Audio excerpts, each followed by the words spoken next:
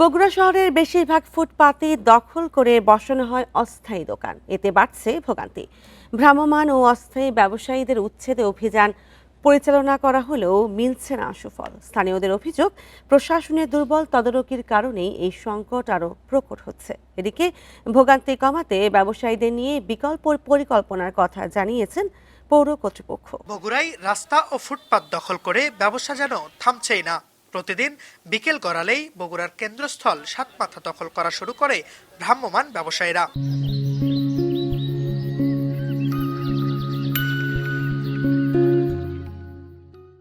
আর সকাল থেকে মধ্যরাত পর্যন্ত কাঁঠালতলা সহ শহরের বিভিন্ন গুরুত্বপূর্ণ সড়ক ও ফুটপাত থাকে অস্থায়ী দোকান ও ভ্যানের দখলে। এতে করে ভোগান্তি নিয়েই পথচারীদের চলাচল করতে হচ্ছে মূল সড়ক দিয়ে।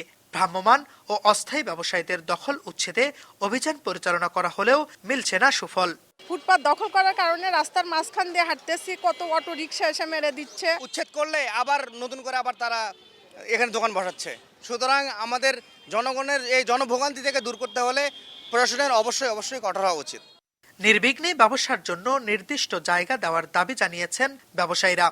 আমাদের হয় একটা কর্মসংস্থানের ব্যবস্থা করে দেন, নয়তো আমাদের নির্ধারিত একটা স্থান করে দেন যেখানে আমরা এই কাজটা করতে পারবো।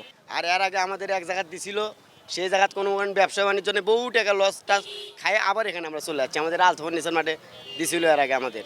এদিকে যানজট ও ভোগান্তি কমাতে ব্যবসায়ীদের জন্য বিকল্প পরিকল্পনার কথা জানালেন পৌর প্রশাসক।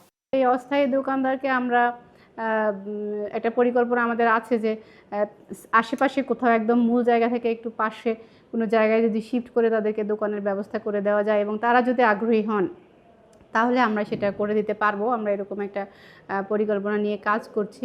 1984 সালে প্রথম স্থানীয় প্রশাসন ফুটপাত ও রাস্তার অবৈধ দখলদারদের উচ্ছেদ অভিযান শুরু করে, কিন্তু গত 40 বছরেও এর সুফল পায়নি আয়তনে দেশের সবচেয়ে বড় এই পৌরসভার প্রায় 10 লাখ মানুষ। Zahid Hasan, independent news, Bogura.